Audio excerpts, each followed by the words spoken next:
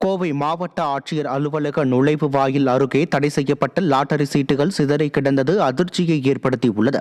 கோவையில் சட்டவிரோத லாட்டரி விற்பனை அதிகரித்து வருவதாக கூறப்படுகிறது.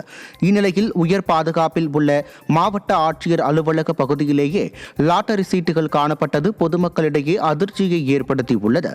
நிர்வாக திறனற்ற ஸ்டாலின் ஆட்சியில் சட்டவிரோத லாட்டரி சீட்டு விற்பனை ஆட்சியர் அலுவலகம் வரை ஊடுருவி உள்ளதாக விமர்சனம் எழுந்துள்ளது. திண்டுக்கல் மாவட்ட ஆட்சியர் அலுவலகத்திற்கு மனு அளிக்க வந்த பொதுமக்கள் நீண்ட நேரம் காக்க வைக்கப்பட்டு அலைக்கழிக்கப்பட்டதாக குற்றம் சாட்டப்பட்டுள்ளது.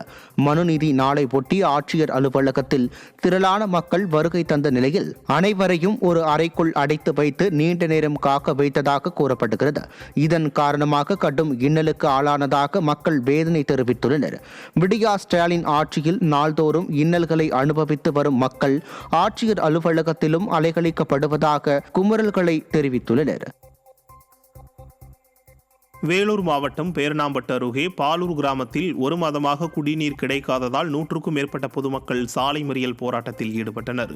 இதையடுத்து அங்கு வந்த ஸ்டாலின் மாடல் காவல்துறை மக்களை வலுக்கட்டாயமாக கலைக்க முயன்றதோடு சிலரது வாகனங்களின் சாவிகள் பறிக்கப்பட்டதாக கூறப்பட்டதைத் தொடர்ந்து பொதுமக்கள் காவல்துறையினருடன் கடும் வாக்குவாதத்தில் ஈடுபட்டனர்.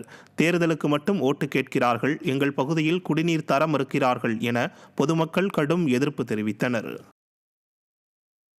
விருதுநகர் மாவட்டம் ஸ்ரீவில்லிபுத்தூரில் பல்வேறு கோரிக்கைகளை வலியுறுத்தி திரளான வழக்கறிஞர்கள் ஒருநாள் அடையாள நீதிமன்ற புறக்கணிப்பில் ஈடுபட்டனர். திருவண்ணாமலையில் வழக்கறிஞர் குமரன் காவல் உதவி ஆய்வாளரால் தாக்கப்பட்டது உள்ளிட்ட விவகாரங்களில் நடவடிக்கை எடுக்க கோரி பணி புறக்கணிப்பு நடைபெற்றது.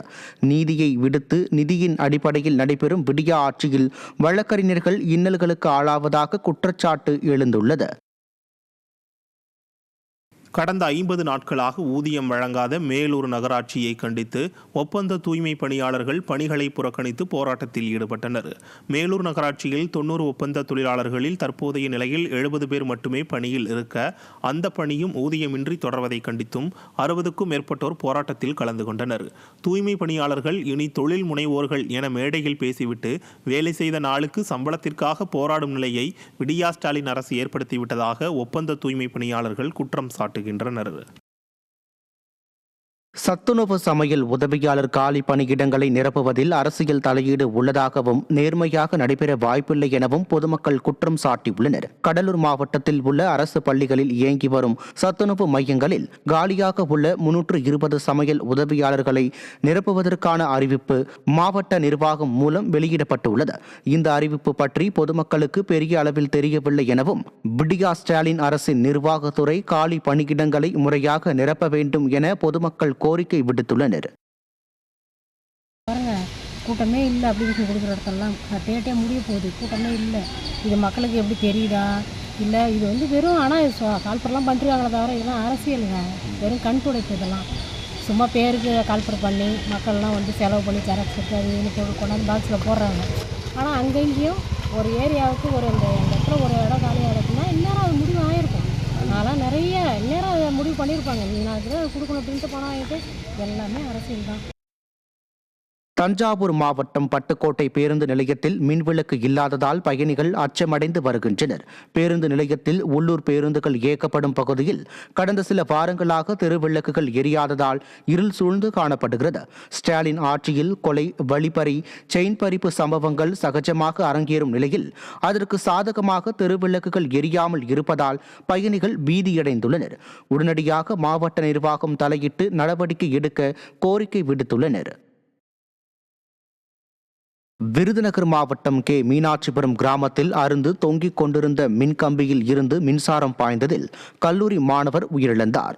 பாலமுருகன் என்ற கல்லூரி மாணவர் தனது தோட்டத்திற்கு சென்றுவிட்டு திரும்பும் வழியில் அருந்து தொங்கிக் கொண்டிருந்த மின்கம்பி எதிர்பாராத விதமாக அவர் மீது உரசியதில் அவர் சம்பவ இடத்திலேயே பலியானார். நிர்வாக திறனற்ற ஸ்டாலின் அரசு மின்கம்பியை கவனத்தில் கொண்டு சீர் செய்திருந்தால் மாணவரின் உயிர் பறிபோயிருக்காது என அப்பகுதி மக்கள் தெரிவித்தனர். விழுப்புரம் மாவட்ட ஆட்சியர் அலுவலகத்தை முற்றுகையிட்டு பெஞ்சல் புயலினால் பாதிக்கப்பட்ட விவசாயிகளில் நிவாரணம் வழங்காத விவசாயிகளுக்கு நிவாரணம் வழங்க வலியுறுத்தி விவசாயிகள் போராட்டத்தில் ஈடுபட்டனர். விழுப்புரம் மாவட்டத்தில் பெஞ்சல் புயலினால் பாதிக்கப்பட்ட விவசாயிகளுக்கு அரசு சார்பில் நிவாரணம் வழங்கப்பட்டது.